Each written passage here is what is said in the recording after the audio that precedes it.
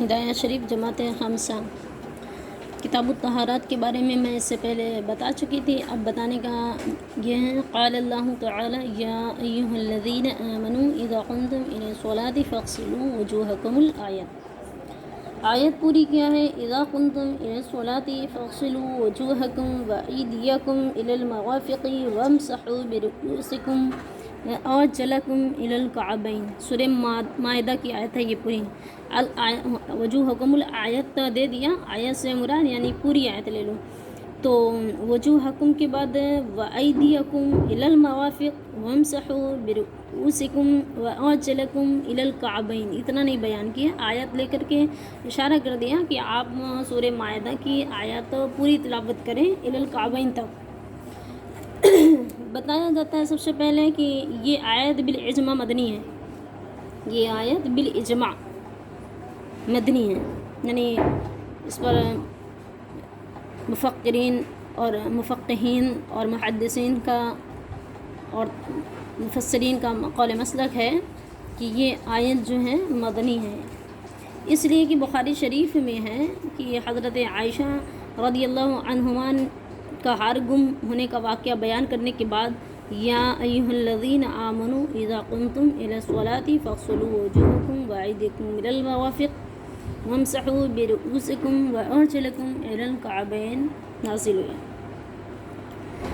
تشریحات میں یوں بیان کیا جاتا ہے کہ یہ آیت واقعہ بالاتفاق بیان کیا جاتا ہے. اس پہ وہاں پر اجماع تھا، یہاں پر اتفاق. یہ واقعہ عقد بالاتفاق ہجرت سے ایک عرصہ بعد پیش آیا. یہ آیت بتا رہی ہوں، ابھی آیت پر غور کرنا، ٹھیک ہے نا. یہ وضو پر دلالت، وضو کی فرضیت پر یہ آیت دلالت کرتی ہے. سورہ مائدہ کی یہ آیت مبارکہ ہیں، اور کچھ لوگ کہتے ہیں کہ یہ مدنی ہے اور کچھ کہتے ہیں یہ مکی ہے.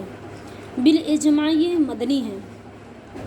بخاری شریف کے حوالے سے کہ حضرت عائشہ کا ہار جب گم ہوا تھا تو گم ہونے کے بعد یہ آیت نازل ہوئی یا ایھا الذین آمنوا اذا قمتم الی الصلاۃ. اور اس سے پہلے بھی پڑھ چکی ہوگی کہ تیمم کی فرضیت، وضو کی فرضیت، غسل کی فرضیت پر یہ آیت دلالت کرتی ہے. تو اس حساب سے اگر دیکھا جائے تو یہ مدنی ہے. لیکن تشریح میں کیا ہے، یہ واقعہ عقد بالاتفاق ہجرت سے ایک عرصہ بعد پیش آیا.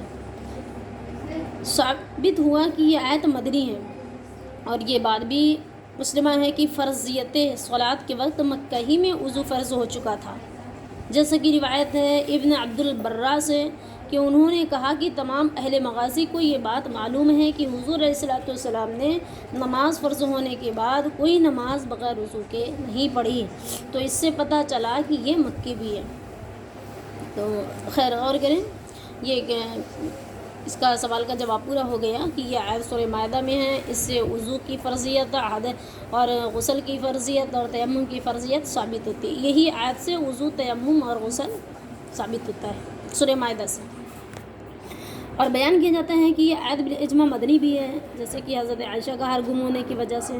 اور صحابہ میں سے کچھ لوگ ایسے بھی ہیں کہ نہیں، حضور علیہ الصلوۃ والسلام ہجرت سے ایک سال پہلے آپ مکے سے ہجرت کی تھے مدینہ المنورہ کو.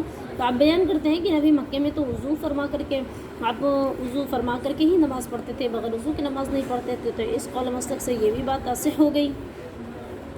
اب دوسرے اس میں فقہ کے طریقے سے ہم بحث کریں گے. وہ یہ ہے کہ جیسے کہ مرجوعہ کے قول مسلک ہے، اور لوگوں کا بھی یہ قول مسلک ہے کہ پہلے کسی چیز کی دلیل بتائی جائے اور پھر اس پر کیا کہتے ہیں، کوئی چیز بتائی جائے پھر اس پر اس کی دلیل بتائی جائے. لیکن یہاں مصنف رحمۃ اللہ تعالیٰ علیہ، مصنف ہدایہ نے آیت وضو سے کتاب کا آغاز کر دیا. یعنی پہلے انہیں وضو کا بیان بتانا چاہیے، پھر ان کو دلیل بتانا چاہیے، لیکن پہلے انہوں نے دلیل بتا دیا یا آیت لا کر کے. تو مثلا کہتے ہیں مصنف ہدایہ نے آیت وضو سے کتاب کا آغاز کیا. حالانکہ دعاوی میں قاعدہ یہ ہے کہ مدعا مقدم ہوتا ہے، یعنی پہلے مدعا مقدم ہوتا ہے، اس کی دلیل بعد میں ذکر کی جاتی ہے. لیکن پہلے انہوں نے یہاں پر یہ آیت پیش کر دیا. تو اس کا جواب یہ ہے کہ صاحب ہدایہ بھی پہلے یہ بیان کر دیتے ہیں اور پھر آیت بیان کر دیتے ہیں. لیکن آپ بیان کرتے ہیں کہ ہر کتاب جو بسم اللہ سے شروع نہ کیا جائے اور اللہ کی حمد و ثنا پر سے کیا کہتے ہیں بسم اللہ سے نہ شروع کی جائے اور اللہ کے حمد وغیرہ سے نہ شروع کیا جائے وہ نہ تمام اور بے برکت رہ جاتا ہے. تو لہٰذا انہوں نے سب سے پہلے انہیں بتانا ہی بعد میں تھا، لیکن انہوں نے تیمناً جیسے کہ تبرکن و تیمناً یعنی برکت حاصل کرنے کے لیے پہلے انہوں نے کیا لا دیا کیا کہتے ہیں دلیل لا دیا، پہلے کیا کہتے ہیں مدعا پہلے لا دیے. تو اب یہاں پر کیا ہے کہ اب کوئی کہتے ہیں کہ مصنف رحمۃ اللہ تعالیٰ علیہ کو کیا کہتے ہیں پہلے دلیل لانا چاہیے پھر مدعا لانا چاہیے، لیکن انہوں نے مدعا پہلے لائے پھر دلیل لائے. تو بیان کرتے ہیں کہ مصنف رحمۃ اللہ تعالیٰ علیہ نے برکت حاصل کرنے کے لیے پہلے آیت کریمہ کو پیش کیا، پھر اس کے بعد اس کی دلیل کا ذکر کیا.